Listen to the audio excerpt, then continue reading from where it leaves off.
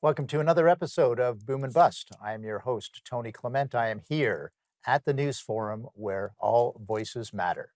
My special guest today is Michael Kovrig. He is a former Canadian diplomat in China and Hong Kong, and now is a senior advisor to the International Crisis Group. Mr. Kovrig was detained by Chinese authorities for 1,019 days and was eventually freed in September 2021. Welcome to Boom and Bust, sir. Thank you. It's a pleasure to join you. It's a pleasure to have you. Obviously, just by happenstance, you've come on my program at a very crucial time and a number of fronts. So certainly there's a lot to talk about. I guess the first thing is Prime Minister Carney's trip to Beijing. Could you tell us your initial reactions to that?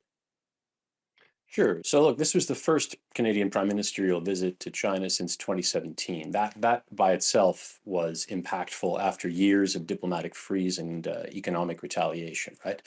It reopened leader level channels in a system that in China that is very difficult to penetrate and interact with. It is a prickly a diplomatic partner, to put it mildly, and access to top officials usually will make or break whether you can manage a dispute in a diplomatic way or if it gets weaponized against you and becomes a persistent problem.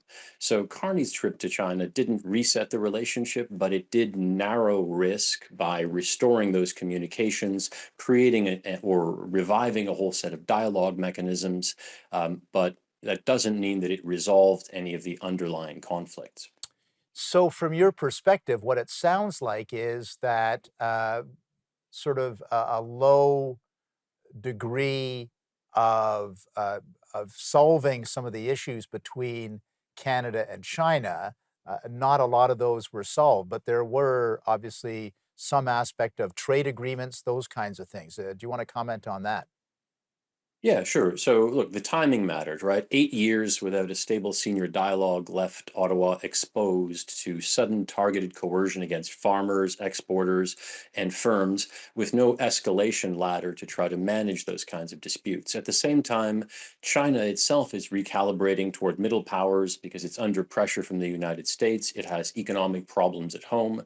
Global trade is fragmenting, and in general, there's a lot of chaos in the world. So both sides, that convergence, right? At the same time, Hmm. Ottawa was essentially facing a two-front trade war, right? Canadian farmers and mainly agri-food producers were suffering, and at the same time, many other sectors have been suffering because of U.S. tariffs. So it's a logical strategy for any prime minister that if you have a major problem with the United States, you want to get every other problem off your desk. And the Chinese similarly newly had an incentive, right? That's Right. why Xi Jinping at the APEC meeting in November declared it a turning point, right? He decided on the timing of that. And I think a key motivator was looking to seize opportunities to divide and conquer and also crack open more markets because China overproduces manufacturing goods. So he had a host of reasons to want the meeting where over the past several years he didn't.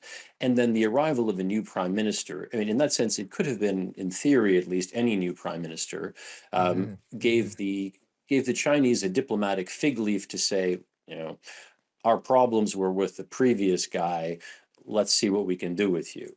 And so that created openings that then Mark Carney seized and decided to use that for diplomacy. But we should not confuse the reopening of relatively comprehensive and more normalized diplomacy with Hmm. trust, and certainly not with safety. Hmm. Hmm. Yeah, I mean, one of the things that you have mentioned in your writings recently is the pressure that the Chinese Communist Party can pursue as a level of coercion. Can you elaborate a little bit on that?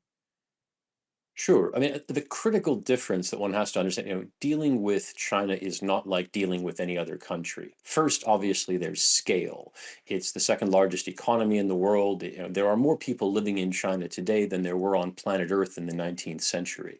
You Hmm. think about that for a moment. It's a world, so it's huge.